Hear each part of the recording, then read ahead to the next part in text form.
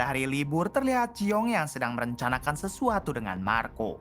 Namun tak lama Jiong mendapat telepon dari Sanwo yang kebetulan tidak pulang dari Universitas Akpol. Sanwo mengatakan kalau Agus dan para polisi sedang menggeledah semua ruangan di Universitas Akpol. Mendengar hal itu, Jiong hanya bisa terdiam karena ia tidak bisa melakukan apapun. 이번에 취미로 구해준 거 정말 잘했어. 야, 그래서 다음은 어떻게 되는 Di sisi lain, Agus yang sedang menggeledah asrama Jiong tiba-tiba diberitahu oleh anak buahnya kalau tim IT mereka mengarahkannya ke suatu ruangan. Ternyata ruangan yang diarahkan oleh tim IT adalah ruangan rektor, yang mana rektor di Universitas Akpol ini adalah sang jenderal. Agus yang tidak pandang bulu, ia pun langsung mendobrak ruangan rektor dan segera mencari barang bukti yang sedang mereka cari. Want to know exactly what's in your P.O. box without calling or getting in the car? Wouldn't it be great if you can manage and read your mail when away on business, on vacation, or abroad? Worry about theft of your mail and packages? Are there times when you would love to have another address or phone number to use instead of your home address and personal number? We can help with your complete digital mailbox from iPostal One. You can manage your mail and lots more, all in one place 24/7 from anywhere. You choose a mailbox address. Kembali ke Jiong yang memberitahu kepada Marco kalau sekolahannya sedang diperiksa oleh polisi regional yang dipimpin oleh Agus. Di sini Jiong bercerita kalau Jiong memang sengaja memancing Agus dengan mengakses uang virtual milik si bos mafia di Universitas Polisi. Dan ponsel yang dipakai untuk mengaksesnya adalah ponsel khusus milik sang jenderal yang biasa dipakai sang jenderal berkomunikasi dengan si bos mafia. Mendengar hal itu, Marco lagi-lagi dibuat kagum dengan kecerdasan Jiong. Kembali ke Agus yang akhirnya menemukan ponsel tersebut. Namun bersamaan dengan itu, sang jenderal masuk dan memergoki Agus yang sedang mengambil ponselnya. Di sini, sang jenderal segera menyuruh yang lain untuk keluar dan ia akan berbicara empat mata dengan Agus. Terlihat sang jenderal begitu panik karena di dalam ponsel tersebut ia kerap kali berhubungan dengan si bos mafia. Kemudian sang jenderal bertanya apakah Agus ingin uang atau naik jabatan asalkan ponsel itu tidak dibawa oleh Agus. Agus yang ternyata seorang polisi jujur, ia pun menjawab kalau dirinya hanya ingin menjalankan tugasnya sebagai polisi. Agus juga mengatakan kalau ponsel ini akan langsung ia bawa ke tim forensik khusus digital agar semuanya bisa terbongkar. 혹시 자수할 게 있으시면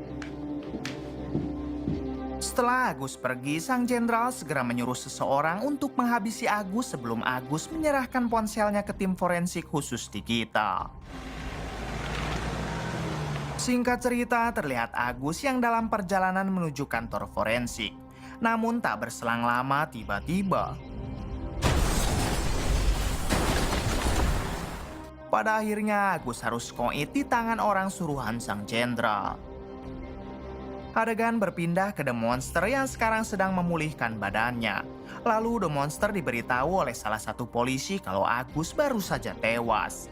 Mendengar hal itu, The Monster cukup terpukul karena ternyata Agus adalah sahabat baik The Monster. Di sisi lain, Jiong juga tidak menyangka kalau jebakannya untuk sang jenderal malah membuat Agus harus tewas. Malam harinya, Jiong yang hendak pulang tiba-tiba disambangi oleh The Monster. Di sini The Monster bertanya apakah Jiong yang sudah menghabisi Agus. Jiong pun segera menceritakan semuanya kepada The Monster. 그래도 절 막고 싶다면 알 길도 없어. Namun setelah mengetahui semuanya, The Monster tetap meminta Jiong untuk berhenti menjadi vigilante. Jiong mengatakan apabila The Monster ingin menghentikannya, maka The Monster harus menghabisi Jiong sekarang juga dan Jiong tidak akan melawan. Sementara apabila Jiong tidak dihabisi, maka Jiong dan The Monster harus bekerja sama dalam mengungkap semua kejahatan sang jenderal.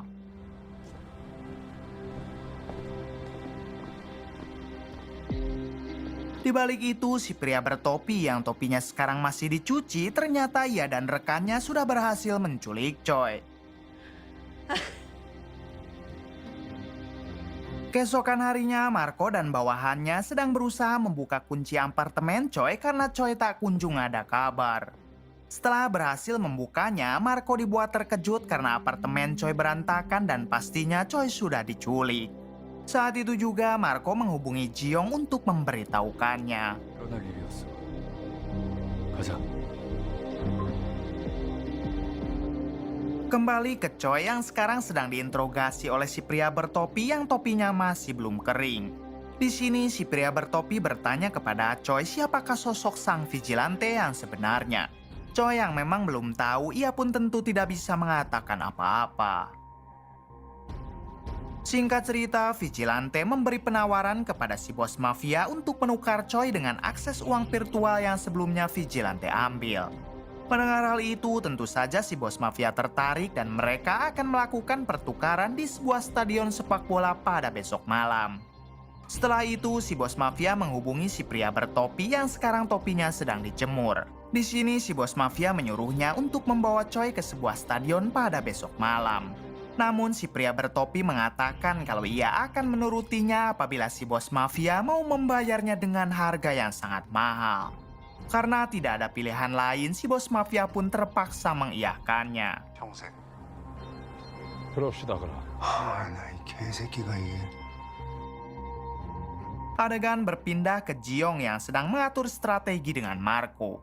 Namun di balik itu, diam-diam Sanwo mengintip mereka berdua.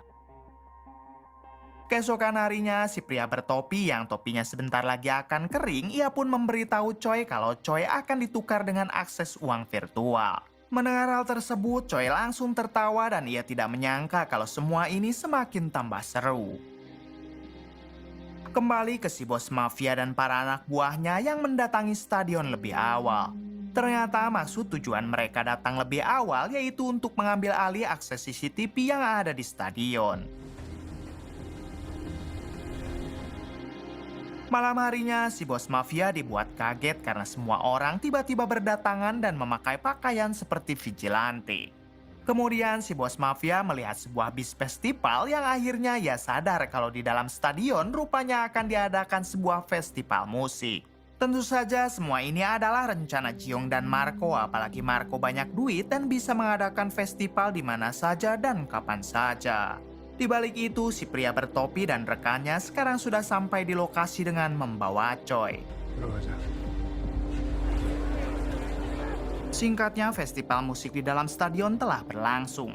Terlihat Choi yang dibawa oleh rekan si pria bertopi untuk mencari vigilante. Sementara itu, si bos mafia dan si pria bertopi yang topinya sudah kering, mereka pun mengawasinya dari atas. Sampai di suatu kesempatan, rekan si pria bertopi berhasil dikelabui oleh Jiong. Alhasil, Jiong mampu membawa Choi pergi dari kerumunan dan membawanya ke tempat parkiran.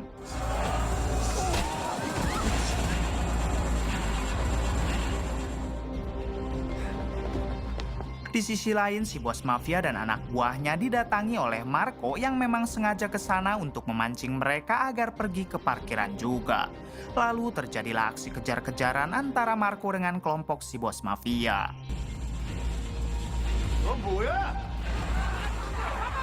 Kembali ke Jiong yang sudah ada di tempat parkiran dan menyuruh Choi untuk melakukan siaran langsung.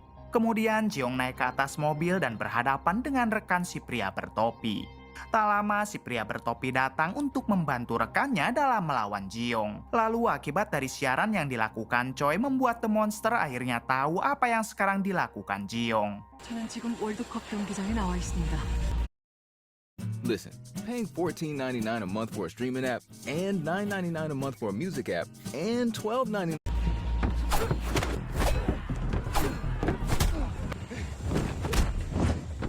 Adegan berpindah ke si jenderal yang saat itu sedang mengobrol dengan atasannya bernama Sung Cheol. Ini orangnya. Ternyata Sung Cheol adalah jenderal polisi dengan bintang 4, sementara si jenderal yang ini masih bintang 3. Diketahui otak dari kejahatan si jenderal bintang 3 adalah suruhan dari Sung Cheol. Sung Cheol sebentar lagi akan mencalonkan diri sebagai presiden dan dari itulah ia menyuruh si jenderal untuk bekerja sama dengan para mafia, yaitu mencari banyak penghasilan untuk dana kampanye. Tak lama dari itu, anak buahnya mengabarkan kalau vigilante dan kelompok si bos mafia tengah bertarung di stadion. Mendengar hal tersebut, Sung Cheol segera menyuruh si jenderal untuk pergi ke sana dan membereskan semuanya. Kembali ke kelompok si bos mafia yang sekarang tengah mengepung Marco dan juga Jiong. 여기는 지금 대혼란 무법지대입니다.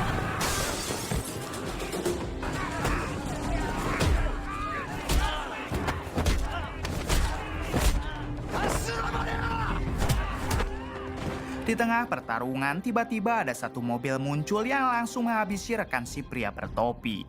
Ternyata itu adalah The Monster yang datang bersama Sobur dan satu temannya. Di sini The Monster meminta mereka untuk segera menyerah. Namun karena mereka yang berjumlah banyak langsung menyerang The Monster.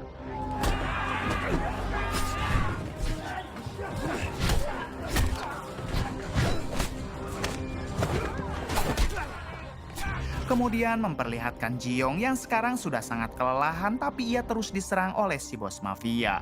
Sampai di suatu kesempatan ketika Jiong benar-benar akan dihabisi oleh si bos mafia, tiba-tiba seseorang muncul menyelamatkannya. Namun karena hal tersebut, orang itu langsung ditusuk oleh si bos mafia.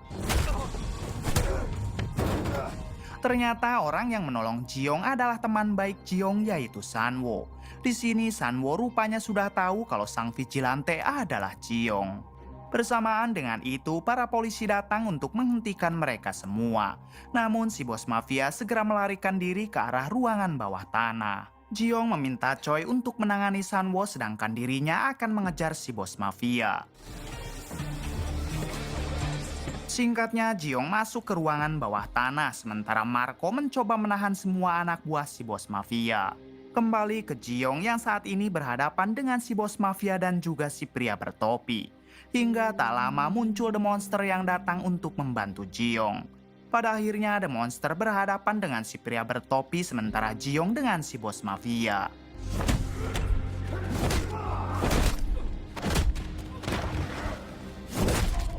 Di tengah pertarungan, mereka dikagetkan dengan kedatangan sang jenderal. Lalu sang jenderal yang menganggap si bos mafia telah gagal, ia pun tanpa ragu menghabisinya. Kemudian sang jenderal membuka saluran air.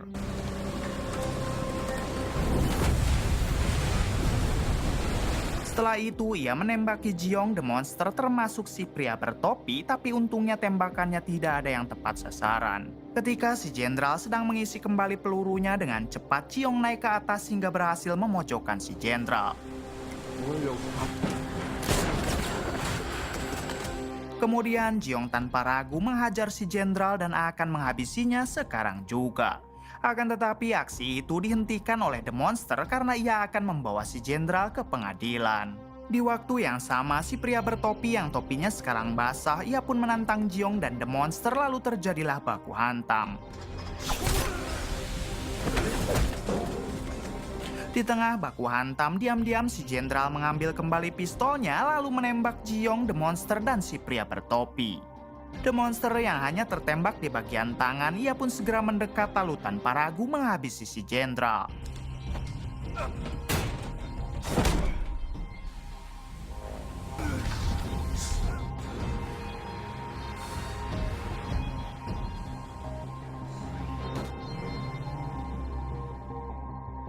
Keesokan harinya, Marco yang baru sadarkan diri, ia pun langsung bertanya kepada bawahannya bagaimana keadaan Jiong.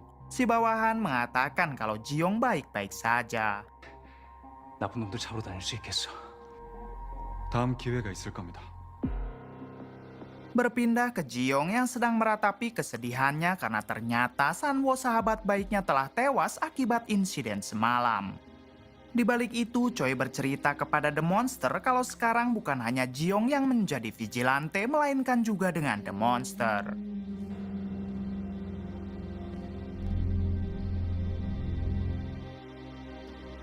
Keesokan harinya, atasan si jenderal yaitu Sung Cheol mengumumkan kalau sang jenderal tewas akibat diserang oleh kelompok penjahat.